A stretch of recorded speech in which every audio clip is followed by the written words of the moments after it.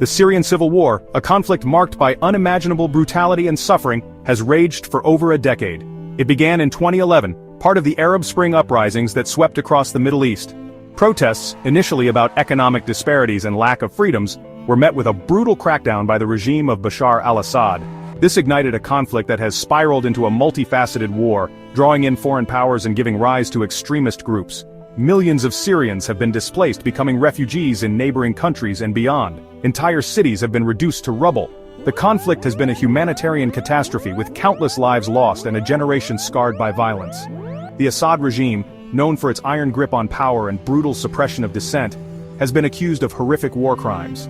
These include the use of chemical weapons against its own people.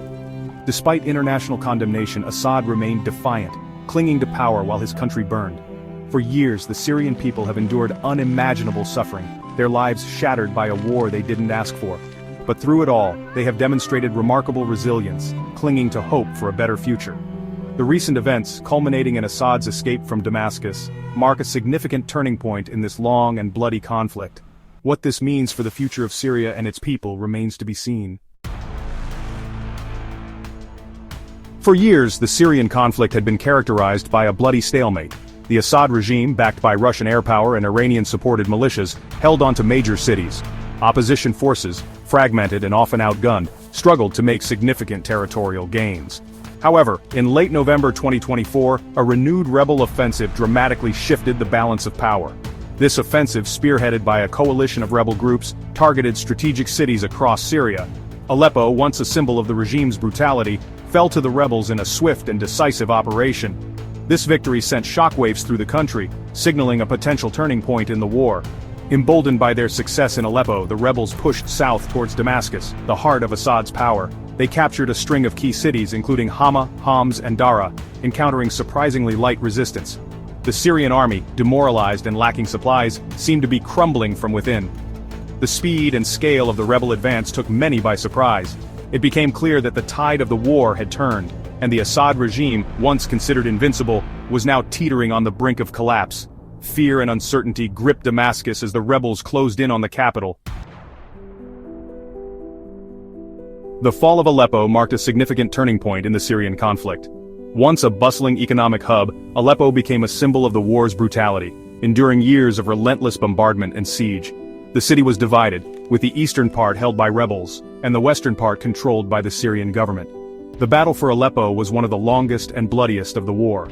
For years, rebel groups facing relentless airstrikes and artillery fire held on tenaciously.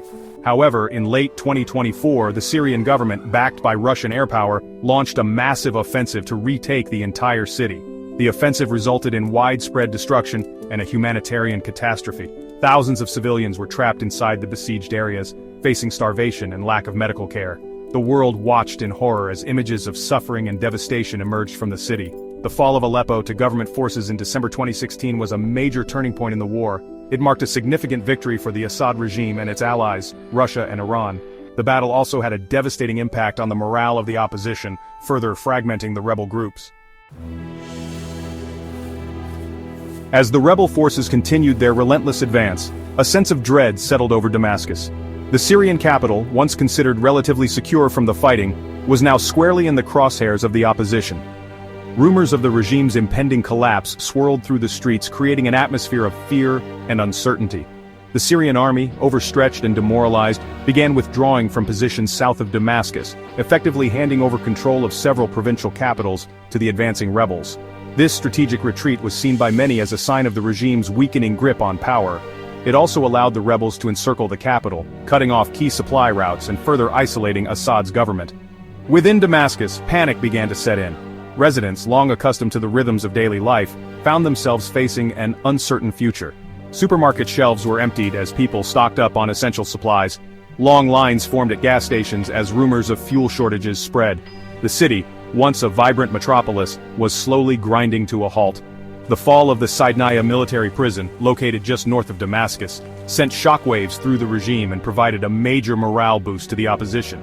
This notorious prison, known for its brutal treatment of political prisoners, was overrun by rebel forces, who reportedly freed a large number of detainees. Inside the presidential palace, a sense of panic gripped Bashar al-Assad and his inner circle. The swift rebel advance, once unthinkable, had become a terrifying reality. The walls were closing in, and the man who had ruled Syria with an iron fist for 2 decades found himself facing the very real prospect of capture or even death. As the situation in Damascus deteriorated, Assad's allies, Russia and Iran, began to distance themselves.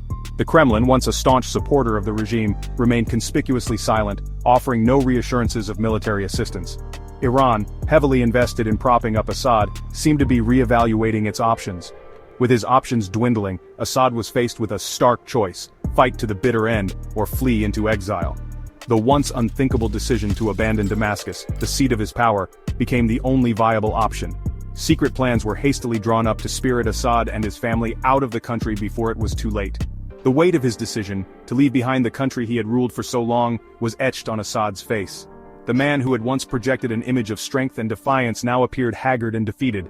The Syrian people, he realized, had finally reached their breaking point. His reign of terror was coming to an end. In a shocking turn of events, Bashar al-Assad abandons his people. The nation is left in turmoil, and the sense of betrayal runs deep. Citizens who once looked to him for leadership now face an uncertain future. The abandonment has profound implications, not just for Syria but for the entire region. The aftermath of Assad's departure is a landscape of chaos and despair. Infrastructure lies in ruins and communities are torn apart. The power vacuum has led to increased violence and instability.